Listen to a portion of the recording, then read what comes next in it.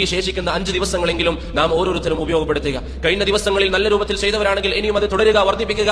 കഴിഞ്ഞ ദിവസങ്ങളിൽ കുറവ് വന്നവരാണെങ്കിൽ, വീഴ്ചകൾ വന്നവരാണെങ്കിൽ ആ വീഴ്ചകളൊക്കെ മാറ്റിക്കൊണ്ട് ഇനി അള്ളാഹുവിലേക്ക് അടുക്കാൻ നമ്മൾ പരിശ്രമിക്കുക.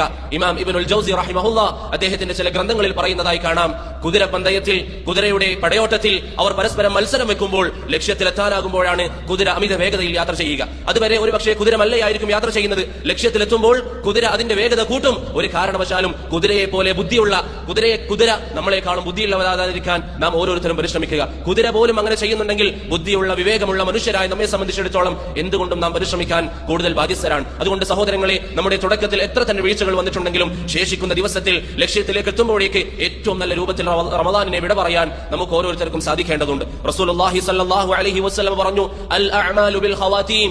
അല്ലാഹു സുബ്ഹാനഹു വ തആല അമലുകൾ പരിഗണിക്കുന്നത് അതിന്റെ പര്യവസാനം നോക്കിക്കൊണ്ടാണ്. അതുകൊണ്ട് ഏറ്റവും നല്ല രൂപത്തിൽ ശേഷിക്കുന്ന 5 ദിവസം, ഏറ്റവും നല്ല രൂപത്തിൽ ശേഷിക്കുന്ന 5 ദിവസത്തെ ഉപയോഗപ്പെടുത്താൻ നാം ഓരോരുത്തരും പരിശ്രമിക്കുക. ഇമാം ഹസൻ അൽ ബസരി റഹിമഹുല്ലാഹ് പറഞ്ഞു, അഹ്സിൻ ഫീമാ ബഖി യുഗ്ഫർ ലക മാ ഖദ് മളാ. നീ കഴിഞ്ഞ ദിവസങ്ങളിൽ തെറ്റുകൾ ചെയ്തിട്ടുണ്ടെങ്കിൽ, റമദാനിന്റെ 24 അല്ലെങ്കിൽ 25 ദിവസങ്ങളിൽ നിന്നിൽ നിന്ന് വീഴ്ചകൾ വന്നിട്ടുണ്ടെങ്കിൽ, ബാക്കിയുള്ള ദിനരാത്രികൾ വേണ്ടതുപോലെ ഉപയോഗിച്ചാൽ കഴിഞ്ഞ പാപങ്ങൾ അല്ലാഹു സുബ്ഹാനഹു വ തആല നിനക്ക് മാപ്പാക്കി തരും. അതുകൊണ്ട് സഹോദരങ്ങളെ, ഇനിയും ഈ ദിവസങ്ങളെ നിസാരമായി കാണാതെ റമദാൻ മാസത്തിൽ കൂടുതൽ സൽക്കർമ്മങ്ങൾ ചെയ്ത് മുന്നേറാൻ നമ്മൾ പരിശ്രമിക്കുക.